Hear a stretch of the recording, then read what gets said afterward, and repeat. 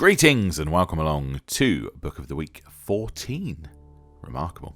We're over 100 subscribers, which is more exciting for me than it is for you.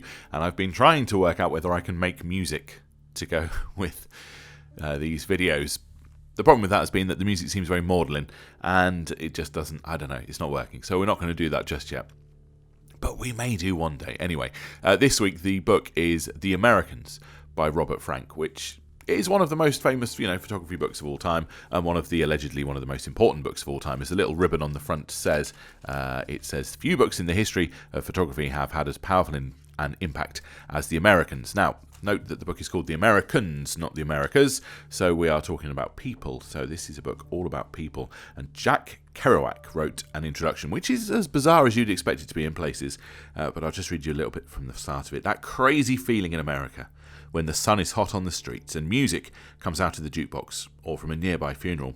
That's what Robert Frank has captured in tremendous photographs taken as he travelled on the road around practically 48 states in an old used car, with the agility, mystery, genius, sadness and strange secrecy of a shadow, photographed scenes that have never been seen before on film. For this, he will definitely be hailed as a great artist in his field, and he goes on to kind of describe him as a poet. He says, Robert Frank, Swiss, unobtrusive, nice. With that little camera that he raises and snaps with one hand, he sucked a sad poem right out of America onto film, taking rank among the tragic poets of the world. Do you think that this is poetry? Is that how you see it? The book was first published in 1958, and I think it deals with the themes of travel and leisure, the haves and the have-nots, life and death and race, and all in all, it deals with Americans.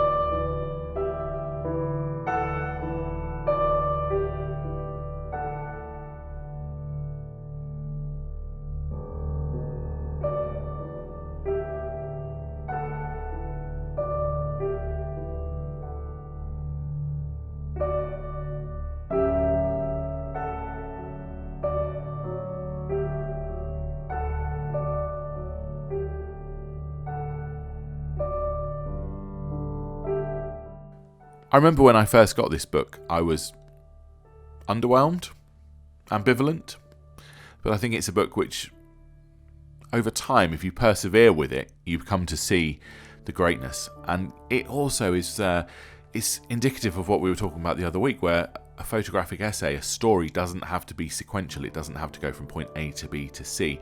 It's about the interrelationship between something on page 200 and something on page 57. You're back and forth and back and forth. It is a really good book. I thoroughly recommend that you check it out at some point. It does seem to be pretty expensive secondhand at the moment. I'm not sure whether it's currently in print, but you can, look around. I wouldn't have paid very much money for this, but perhaps I was lucky and it was still in print when I got it. Anyway, definitely a great book, and we'll be back with another book of the week next week.